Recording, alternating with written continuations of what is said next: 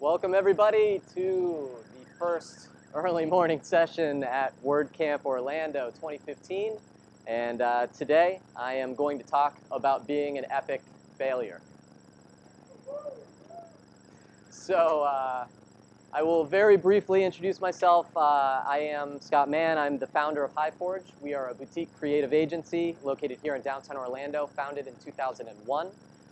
So I've been doing this for a little while now. Our agency is a little over $1 million in revenue last year.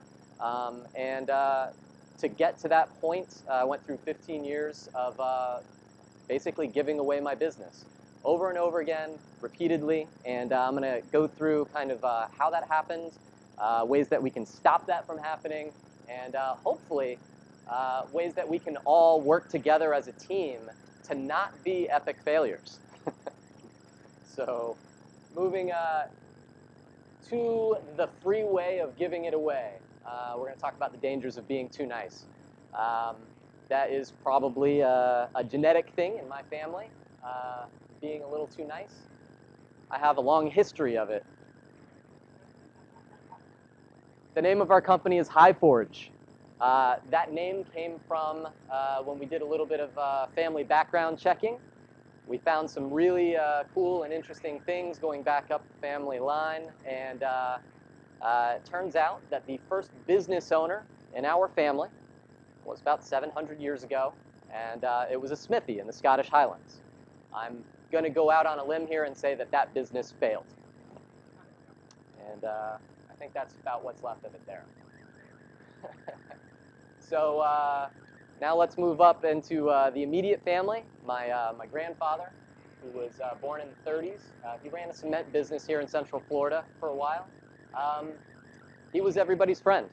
I mean, literally everybody's friend. I don't know how he stayed in business as long as he did, but he was giving it away every day. And I can't tell you how many times he was out on a weekend laying somebody's driveway or doing some work on the side of the road and not getting paid for it. My mom, she's been a leathersmith for over 40 years. She's never once, one day in her life, been paid what she's worth. She does something that maybe 20 people on the planet can do. And yeah, she charges like pennies on the dollar for, she charges probably an average of maybe $5 an hour for what she does. She'll spend 200 hours. What? Yeah, seriously. We've fixed this recently, so.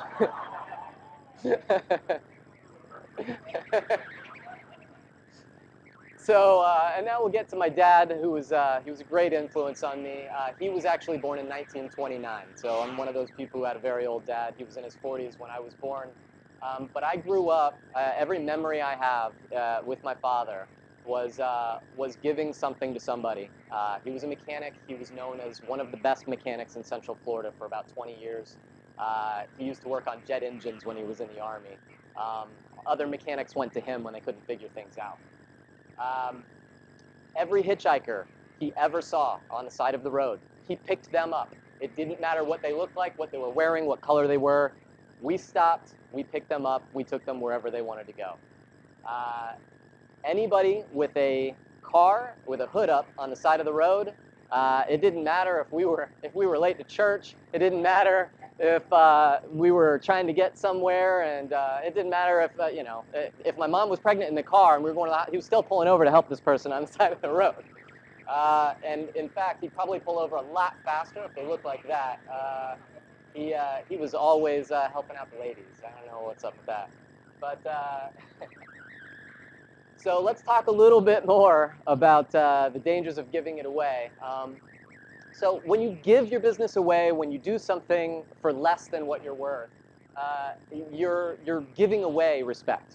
Honestly, you are. It doesn't matter how nice you are, what you're trying to do. When you're talking about business, when you're talking about trying to get ahead, when you're talking about doing something for a living, it is extremely important to keep these dangers in mind specifically. These are the monsters on the side of the road. These are the hitchhikers that might actually not be good people that you're picking up. So you're unable to grow, you can't pay your bills, you're going to run into cash flow issues, and additionally, you're going to be unable to invest additional time in your business.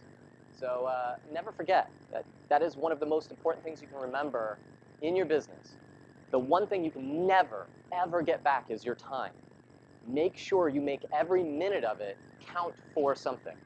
And we'll talk about the things that you can use that time for towards the end of this. So moving right along down the road, there are times when being nice is good. There are times when giving things away is a strategy. It's not very often, but if you're going to give it away, make absolutely certain that it puts you in a strategic position to win from there. So something that has a little bit of a ring to it. As WordPress professionals, we are open source people doing open source things. But if we aren't careful with our open source graces, we'll be left standing around making open source faces, right? Remember this. You're going to be that person. You've probably been that person before. But a great example of giving it away as a strategy. Back in 2004, we were using Movable Type as an agency. Movable Type decided, hey, you know what? We're going to change our policy. We're not really going to give it away anymore. We're going to start moving towards a different model. WordPress stayed true to their roots. Their strategy from the beginning, and always has been, about giving it away. We're all in this room because that was what their strategy was. And it was an intentional strategy, and that's why we're all here. So there is a big difference between giving it away and being very strategic with what you're doing, so with your charity. So here are some words and phrases that if you've run a service-based industry, service-based business, or if you run a products-based business online, at any point in time, if somebody has tried to engage you for business, well, actually, this is a good question. How many people in here run service-based industries? Raise your hand. So, service-based business? Okay, cool. Product-based businesses? Anybody in here? Products? Okay, specifically? Awesome. Perfect. So, a lot of you in this room have probably heard these things. But for those of you who have maybe heard some of these, but not all of these will give you some of the tools to say, oh, I know that's a danger sign. So, awesome things. Hey, can you do it cheap or free because we're about to get funding or national exposure, and you'll get all our future work. Have you heard that one before? Yeah, no. I can't tell you how many times I've heard that line, and let me tell you, I fell for it the first, maybe 3 times. Yeah, no fun at all. We're a popular nonprofit. We'll give you credit and sponsorship credit on all our future events for tens of thousands of people. Yeah, so let's be clear here. Nonprofits are awesome.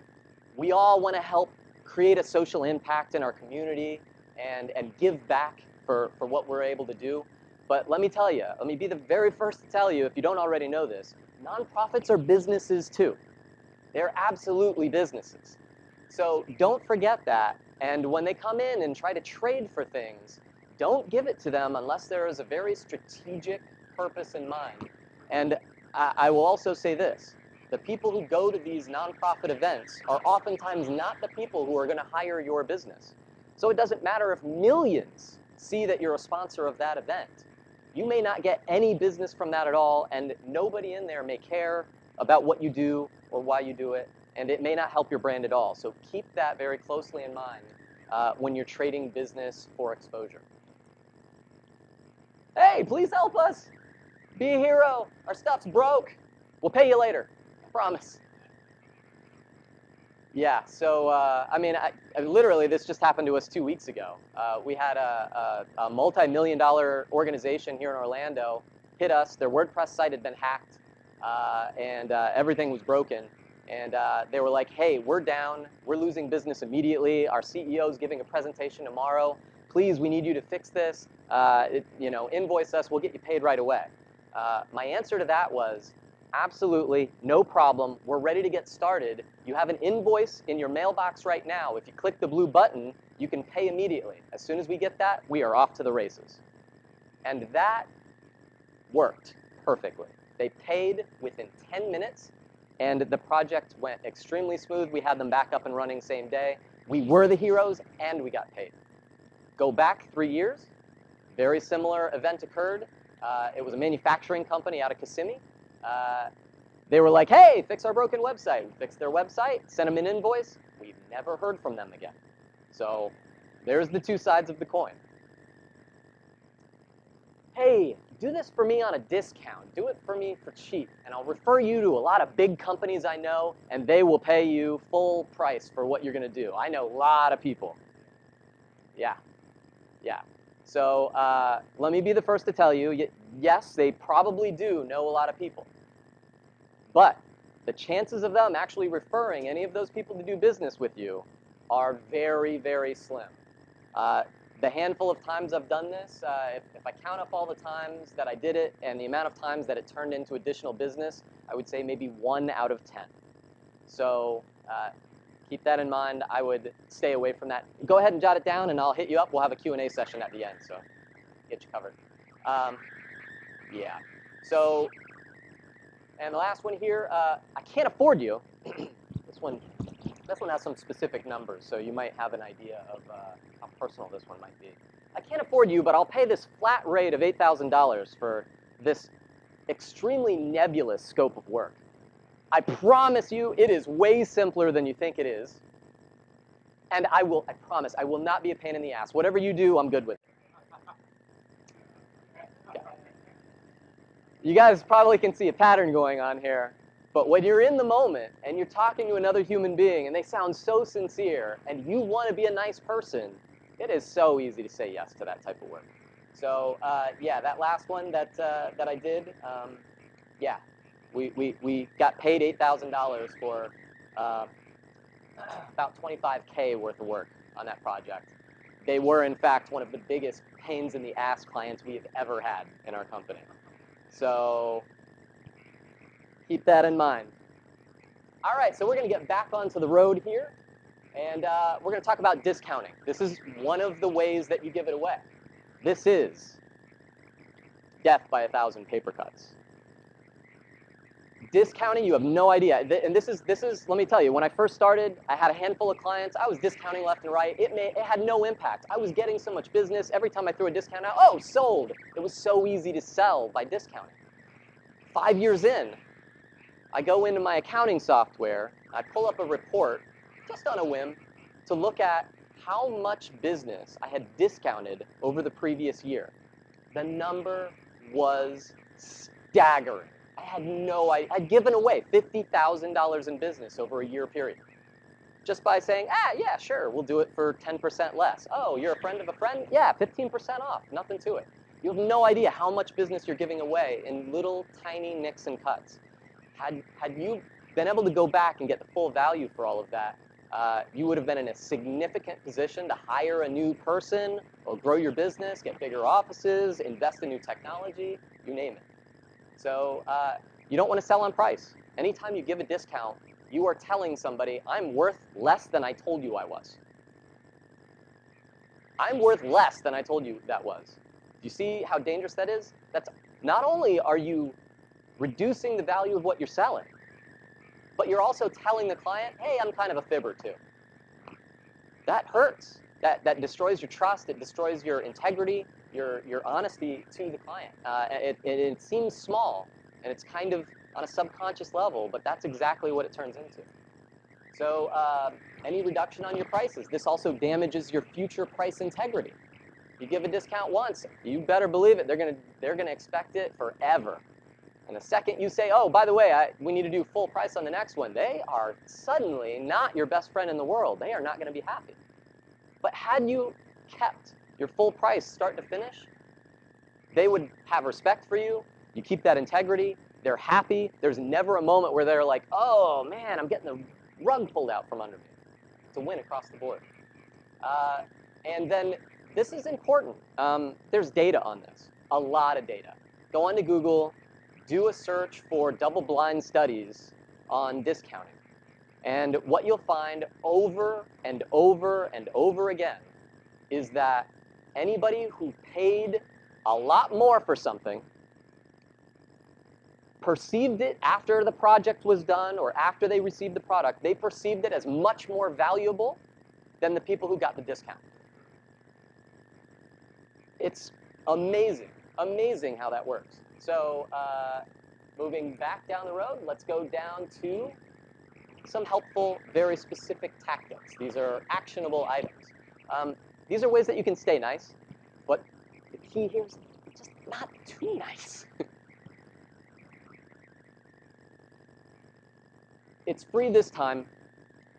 The next one will be billable. I do this all the time. So let's say we have a client that we did a project for, and we've been trying to sell them on a retainer. We tell them, hey, this is what our hourly rate is. You're definitely going to need us in the future for a lot of additional work. And we're going to be a great service provider for you. We're going to be right there. If you don't have us on retainer, we can't promise to turn around very fast for you because our retainer clients come first, right? So you really want to do this. Sometimes they come on board, sometimes they don't. If they don't, and they come to us and they're like, hey, can you fix this one little thing on the website? Can you change this text? Or, hey, can you move this picture around? Or whatever the case may be. One of my favorite things to do is to say, yeah, hey, I'm going to be the nice guy. This thing's really only going to take 10 minutes. It's going to take 15 minutes. No big deal. I'll tell you what, we're going to do this one for free. Absolutely for free. The next one's going to be at our full hourly rate, just so you're aware. And guess what? There's no surprises. We have communicated clearly to the client, and now their expectations are perfectly managed. So now, the next time they hit us up, they're already expecting to get charged. And so when they hit us, they're already like, yep, hey, can you do this thing? Go ahead and bill me. They are proactively telling us to bill them almost every time when we use this tactic here. It's a great way to be nice, but it's only giving something small away one time to build a lot of goodwill for the future. And then this is the tactic that you need to absolutely use, because let's all be fair here. Discounting is an important sales tactic, but if you're going to do it, you absolutely have to combat that undermining of trust that you might create, and the way that you do that is by having a fantastic reason for giving a discount. And there really are, these 4 items here are probably the most common ones, and might be the only ones you ever need to use. But let's say you have a down season. Let's say summers, everybody's out on vacation. If you're service-based industry, a lot of times people are off on vacation. Business is low in the summer, and maybe you need to line up some projects. You can say, hey, for July and August only, we're going to do a discount for so. We're doing it because this is our slow season, and we're sitting around twiddling our thumbs anyway.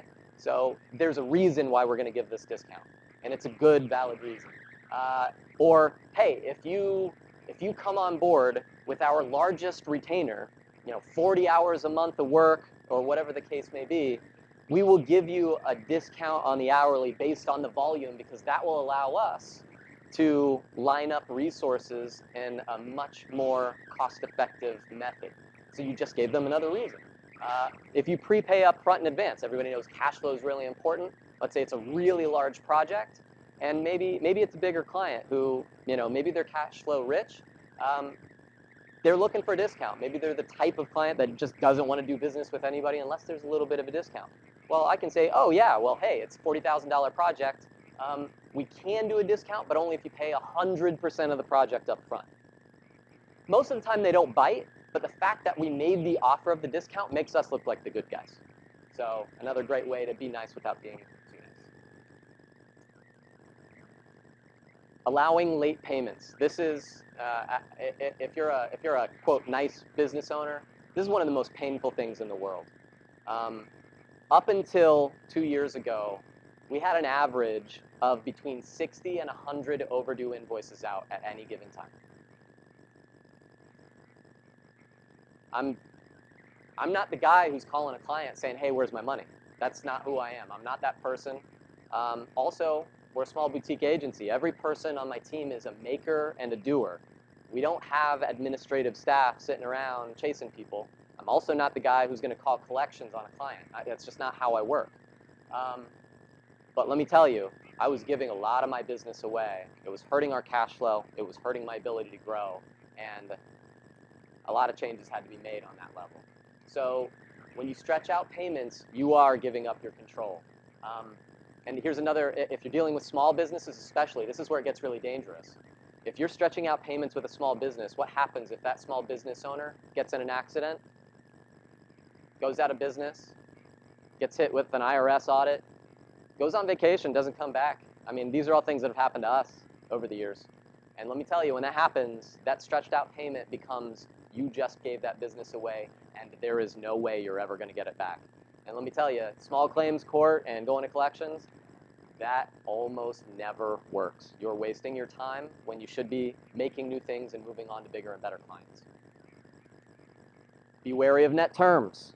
This is kind of a no-brainer. Everybody wants net terms. But let me tell you, if you open the negotiation up front, if you say, we don't start work until we get paid, and when the project is done, we don't hand you the assets until we get paid, there's no net terms there. That's how you do business. You've set the tone. However, if you go into a contract with a client and you don't talk about payment terms in your contract or in your paperwork or in your agreement with that client, if you don't talk about the terms up front, you better believe they're going to assume it's net 30 or net 45. Or in the case of some clients like SeaWorld, they're like net 6 months. So be very careful about who you're doing business with. And again, if you set the stage with the net terms in your contract, a lot of times it will bypass all of their other accounting systems and make it so that you're the priority in their billing model. Yes. Yeah. Take a note. I'll answer that question in the Q&A. I'm gonna actually burn through this real quick so I can open up some more questions. So for some of the bigger clients, a lot of times if you're sending out invoices and they're not getting paid, even though they agreed it was net 30 or net 15 or whatever the case is, but you're not getting paid until net 20 or net 60, a lot of times if they're a bigger client, they actually have a billing cycle. And if you're getting paid late every single time, call their accounting, find out what their billing cycle is, and that will tell you what day your invoice is supposed to get out so that you will get paid on time every time. That one will save you a lot of money. This is something that we don't do, but I do know we have some other clients that do this with great success. Offer a discount if they pay ahead of time. If you're trying to increase your cash flow, that's an awesome, awesome way to get paid a lot faster with medium and enterprise level clients.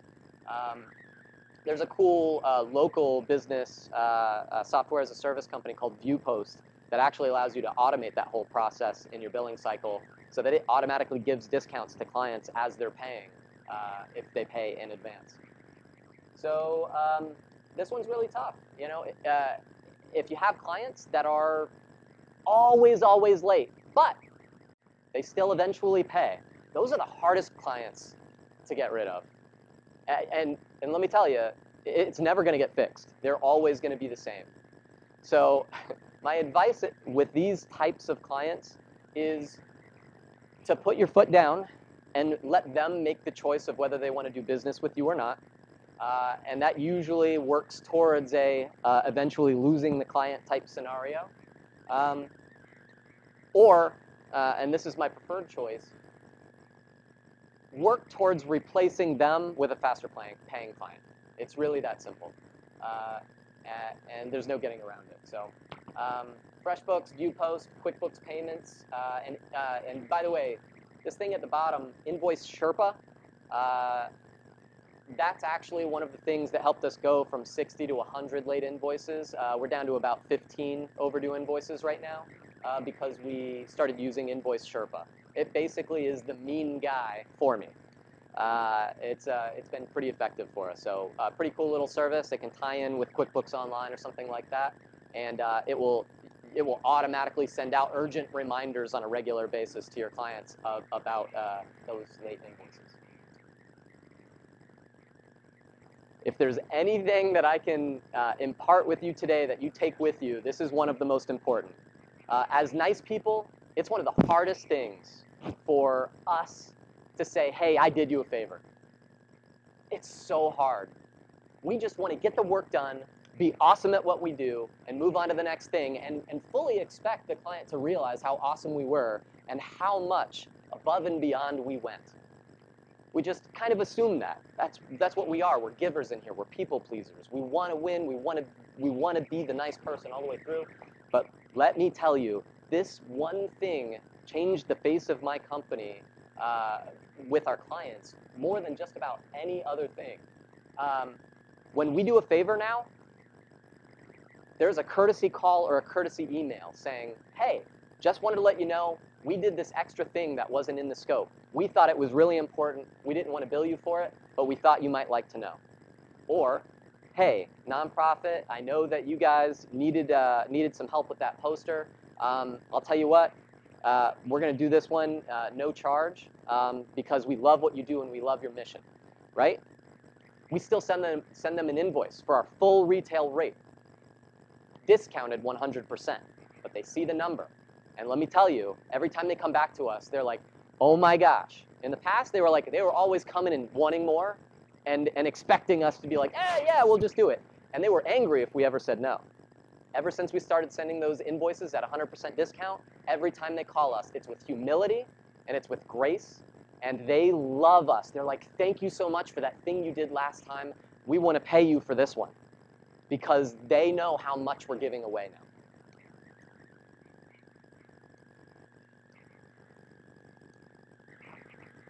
This one is also important. I'm just going to breeze through this one. Qualify your clients first. A lot of times, it's really easy to meet with a client multiple times, 3, 4 times, consulting. You're figuring out the discovery. You're figuring out what it needs to do. You're actually giving the milk away when you do that. You're doing their discovery for them, and if you're not getting paid for it up front, you're making a great mistake. But to qualify a client, you need to make sure that they have the money to do it, they have the time to focus on it, they have the want and the desire to do it, and that they have the power to buy. If those 4 things are not in alignment, I guarantee you, you will lose the sale 100% of the time if one of those things is missing. Getting a money commitment early is a big part of that. So we used to do planning up front and building a proposal and planning it all out, and then here's your quote. 50% of the time we win the quote, 80% of the time it doesn't matter. For every quote that we didn't win that way, we just lost 5, 10, 20 hours of professional consulting and planning that was probably worth an intellectual value more than the project itself. Now we get paid up front for discovery. And let me tell you, a serious client who cares about what you're doing, they will pay up front. And in fact, when they do pay up front, that's them telling you that they're serious about doing business with you. If you don't get that, they're probably not serious about doing business with you.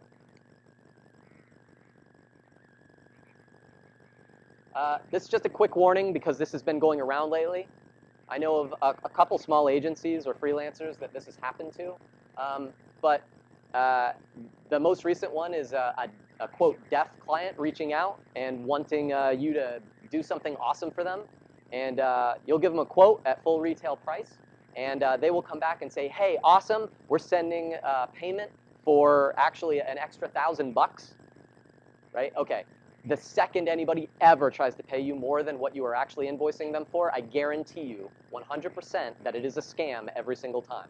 So we've never been hit by that, but I know people that have, and I just wanted to let people know to watch out for this one, because what they do is they'll use somebody else's stolen credit card. You'll send the extra $1,000 to another vendor that is overseas and can't get paid any other way. And as soon as you send that extra money to somebody else, you're going to get a chargeback. And that chargeback will take all of that money for the whole project away from you. And the extra money that you sent, yep, you're on the hook for that too. So be very, very careful. This one, not raising your prices. We had some retainer clients from back in 2002 that in 2006 we had never raised prices on.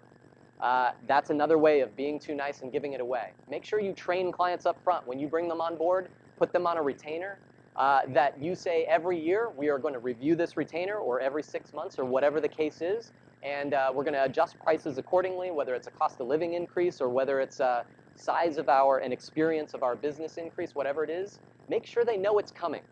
Because if you don't warn them up front, when it comes, they're going to be upset. But if you train them up front, they will expect it and they will respect it.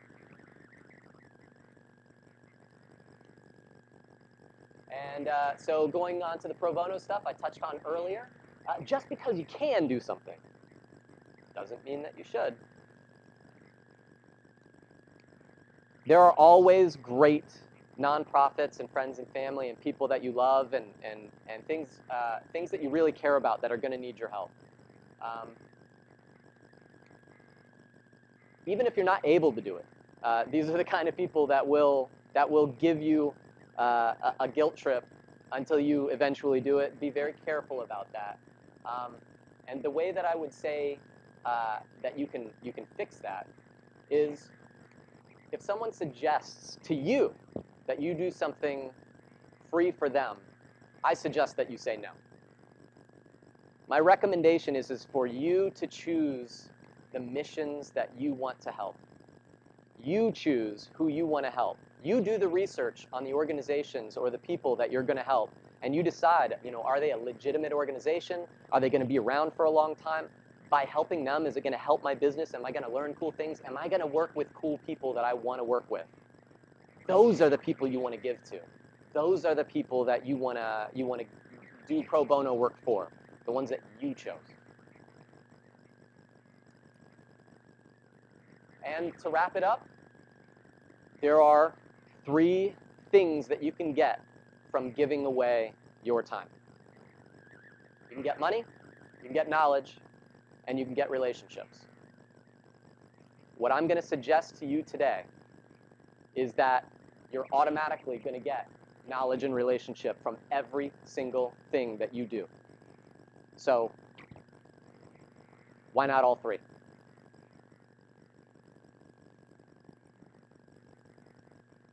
And be on fleek. All right, so I'm going to go ahead and open the floor to questions. We've got about 10 minutes or so. So seriously, hit me. I'm very transparent. I will give you all of our secrets, tell you everything that we've done wrong, whatever the case is. So, yeah. David, for you, of course. Perfect. Yeah.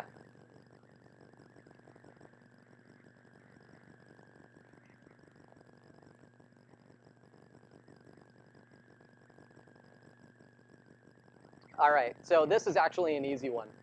It's easy because it's so complicated. The reality is you never know how long a discovery phase is going to be because, the great example is you look at the coastline of Florida, right? And if you look at it from a satellite, boom, it'll take you 3 seconds to draw that shape.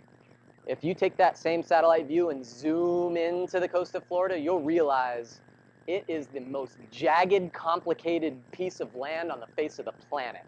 And if you had to trace it, it would take you years if you had to do it by hand at the lowest level of detail. So when you're doing discovery for a project, it could be as simple as that one quick outline, or you realize you ask one question and the client comes back with an answer that you realize, oh my gosh, we are now going down the rabbit hole. So what I like to do is I like to basically say, hey, in my mind, I think this project's going to be less than 20K or more than 50 or whatever the case is. In my mind, I'll probably do something somewhere in the neighborhood of a 10% guess. But to the client, I'm giving them a flat rate. Hey, to do discovery on this type of project, it's going to be $2,500. And you're going to get an awesome document at the end of it with wireframes and a list of all the functionalities, what we are going to do, what we're not going to do. And then from there, with that document, you'll be able to take that and go out to bid. We'll put a quote on it, all of the above, right? So the number ranges. For a simple project, we might charge somebody $1,000. For something that we think might be more complex, we might charge $2,500. But we might, and here's where things get interesting. Let's say we go over on our estimated labor on the discovery for the project. We usually eat that. The fact that we got the money up front means that they're serious about doing business with us. And if we're the ones, and if it's a lot more complicated than we expected, there's a really good chance we're going to get that business when we give the document. So we will eat the rest of the discovery, and we look at that as a partnership share, basically, in doing the work together with that client. So usually it's a relatively modest discovery price, and it's always an easy sell. It seems like it has been that way for the last couple of years. So. Yeah, in the back. This right here, so this is very strategic. So I'm hoping that by giving this information away, that everybody in this room is going to be like, hey, that guy's a really nice guy. We want to do business with him, right? David just gave me a ton of free work. I'm really excited about this. What's the project, by the way, that you're going to hit us with? Yeah, okay. I'm guessing it's probably 400 hours of labor for, pro bono, of course, right? Yeah, so, but it's going to be awesome stuff. No, this is my way of giving back. Everybody in this room should be doing exactly what I'm doing, and a lot of you probably already are. When you blog as a thought leader, when you stand up and tell people, hey, this is how I do my business, you're sharing with them how to grow their business. And the way that I look at it is this, especially here in Orlando, this is a small community that's growing exceptionally fast.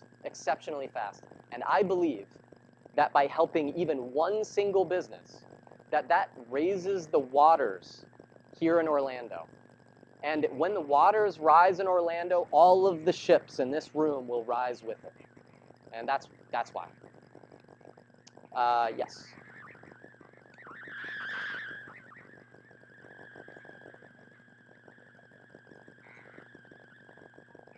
Well, again, you have no idea what it's going to be at the end of the day. So that 10% is a wild guess sometimes.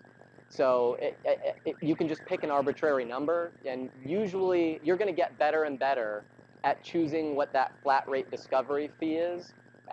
The more projects that you get, you kind of have to earn your chops on it a little bit. I hate to say it, but that's the reality of it. When you're doing any kind of guesswork, you really are getting a feel for it, and you want to learn from that estimate. You want to learn from it. When everything's said and done, you need to go back and look at your first guess and say, oh, yeah, I was way off there. Here's where I was wrong. Here's where I was wrong. Here's where I was wrong. The next time I do it, I will not make that same mistake. You'll say that in your head. You'll still make the same mistakes, but you'll make them with less margin, basically. So, yeah. Go ahead.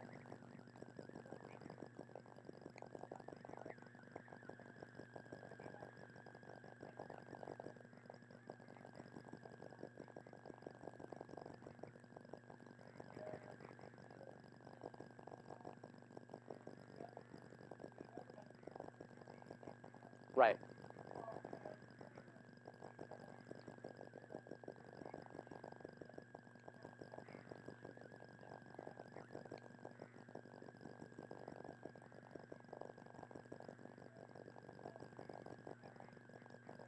Right. Right.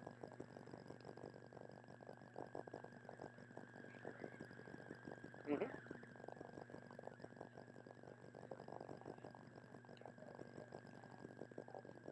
Right. Yeah. You're exactly right. So I'll give you just a quick example, and I also this brings up a greater topic that is very important for Orlando. But going back to your point, we had a client last year. They fired us because we were too expensive. Flat out, they were like, we can't afford you. We're gonna have to let you go. 2 weeks ago, we were contacted by the vendor, the cheaper vendor that client had hired. That cheaper vendor hired us at full price to fix their mistakes.